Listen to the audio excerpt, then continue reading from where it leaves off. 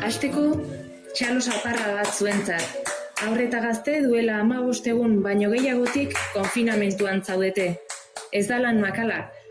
Momentu zailak bizitzen ari gara, duela hilabete imaginatu ere egingo ez genituzkenak. Eskola kiroletik osasunari lotuta zenbait argibide emateko eskatu didate. Eta nik, koronavirusarekin ere osasuntsu egotera bultzatu nahi zaituztet. Animo! Osasun mentala eta fisikoa lantzea oso garrantzitsua da. Egun hauetan, harremanak landu behar ditugu alde batetik. Aspaldi ez diegu familiako kideei horrenbeste denbora eskaini. Aprobetxatu.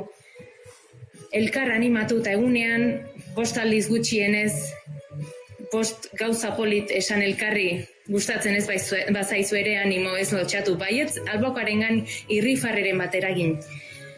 Bete beharren lista edo aspaldidanik egin nahi izan dituzuen gauzen lista egingo zenuten agian, eta denbora hobeto kudeatzeko laguntzen digu honek. Egunean zehar zer egin eta zer ez erabakitzen laguntzen digu, denbora azkarrago pasatzen da horrela.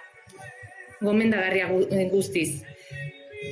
Eta beste aldetik, bakarrik daudenen ezagunen edo familiakidei telefonoz deitu. Beraiei negora asko zailagoa dalako. Bestalde, mugimenduan, sofajan egiten gaitu ezta, jandezagun guk sofa, indartu immunitate sistema, mugitu zaitez. Ordura behintzat, tarte baten altxa, musika jarri, dantza egin, eskola kiroletik bidaltzen dizkizueten ariketak egin, abestu, giharrak indartu behar ditugu, koronavirusak arnasbideei eragiten die eta arnasketa indartzen da horrela mugituz. Elikadura aldetik, frigorifikoa gertu daukagu egun hauetan eta seguru inoiz baino beteago dagola. Baten batek urtetan zehar sukalderik zapaldu ez badu orain da sukaldari bihurtzeko garaia. Elkarrekin, familian, bizitzan zehar gero oso baliagarria egingo zaizue. Oro har, platera txikitu, kantitateak murriztu ez gea hainbeste mugitzen eta kantitateak gutxigo behar ditugu. Platet rosasungarrien eredua kontuan izan, batez ere barazki eta frutek bete behar dute gure plateraren erdia. Ortorduen arteko mokadutxoetan ere, fruta jan batez ere.